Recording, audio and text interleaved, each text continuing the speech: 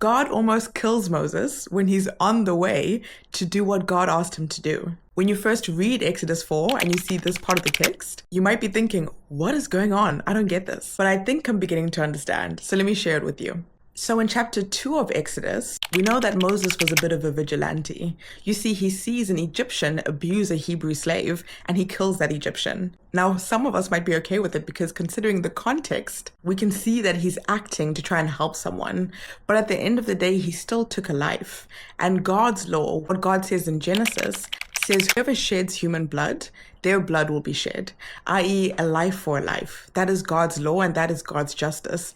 And in almost every circumstance, we want that to be true. So God, being a good God and a just God, knows that Moses is due to pay a debt. But God is also a father, and God saw Moses' heart and saw that what he really was trying to do was help someone, help the Hebrew people who are being oppressed. And so instead of giving Moses that judgment, which is door number 1, God makes another way, door number 2. And that door number 2 is what happens in chapter 3 when God calls Moses. And God just wants to redirect that fire and that righteousness within him. Instead of fighting for that one man, God actually calls Moses to fight for all Israelites and to lead them out of slavery. So even though judgment of death is waiting for Moses behind door number 1, God, being the loving father, makes a way for Moses to redeem himself behind door number 2. But the issue is, Moses isn't really willing to go after door number 2. How do we know this? Well, in chapter 3, Moses and God have this long back and forth where God is like, I'm going to help you. And Moses is like, oh no, I stutter. I don't know how to speak well. God's like, it doesn't matter. I will tell you what to say. And Moses is like, but who am I that people listen to me? It's this long back and forth.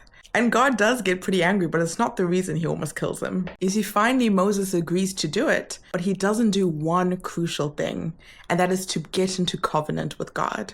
The easiest way for me to describe a covenant is by using the analogy of marriage. You see, in marriage, it's a sacred promise between two people. Similarly, a covenant is a sacred promise between God and God's people. Marriages have a signed document.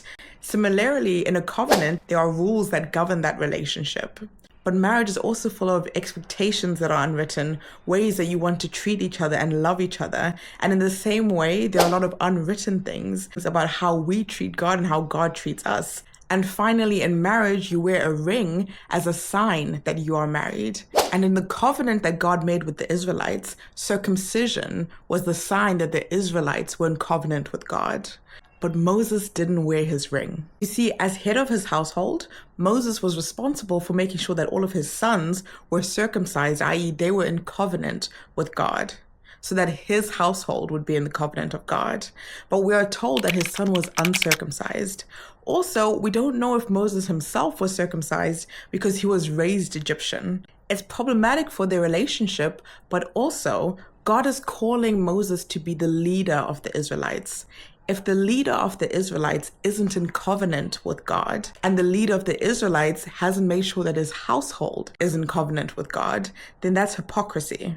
It's like the pastor of your church being married and telling you all to be faithful and be married. Meanwhile, he's being unfaithful to his own wife, and he refuses to put on his wedding ring. If Moses is going to represent God, then he needs to put on his wedding ring. Now, getting back to why God almost killed him, remember there were 2 doors. One is judgment, i.e. pay for the life that you took with your own.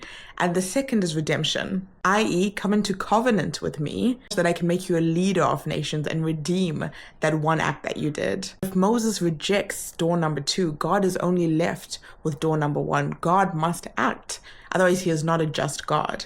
But thank goodness for a wise wife. You see, Zipporah, even though she was a Midianite, she wasn't an Israelite, everyone knew that the Israelites must be circumcised if they're in covenant with God. So Moses really had no excuse. But Zipporah can see that, okay, my husband is being called to be the leader of this nation, and he's about to step into this role. But we have a problem.